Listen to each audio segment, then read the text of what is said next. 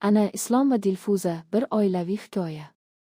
Ana Islom va Dilfuza bu 3 yoshning hayotiy qiyinchiliklari bilan to'la hikoyasi. Ana Islomga turmushga chiqqan va 1 yildan beri u bilan yashab kelmoqda.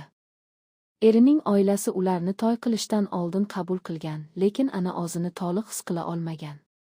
To'ydan keyin atigi 3 oy o'tgach Islom Rossiyaga ishga ketgan. Oilada faqat qaynotasi va qaynonasi qolgan.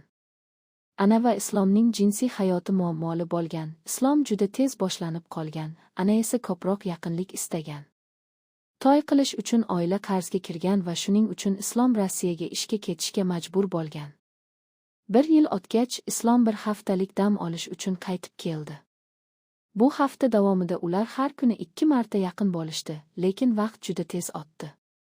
Islom ketayotganda ana xafa bo'lib yig'ladi.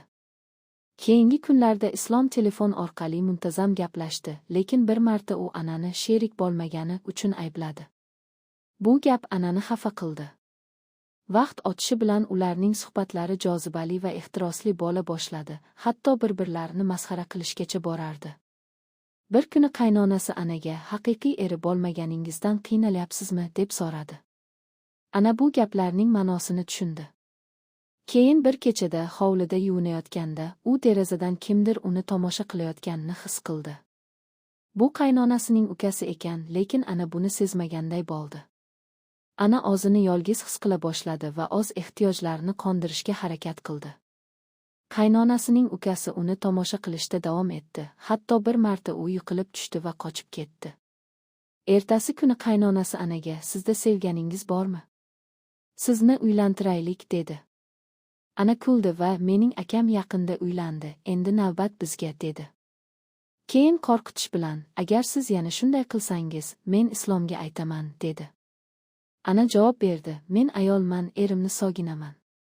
Qaynonasining ukasi taklif qildi: "Men bilan yotsangiz." Ana bu taklifni rad etdi, chunki u eriga xiyonat qilishni xohlamadi. Qaynonasining ukasi tahdid bilan "Sizni uylantiramiz, agar yana shunday qilsangiz, men aytaman" dedi. Bu hikoya zamonaviy O'zbekiston oilalarida duch kelinadigan muammolarni, iqtisodiy qiyinchiliklar, oilaviy bosim, yolg'izlik va nikohda mas'uliyat haqida hikoya qiladi. Ana o'z qadr-qimmati va nikohiga sodiqlikni saqlab qolishga harakat qilmoqda, oila a'zolarining noo'rin talab va takliflari ortida.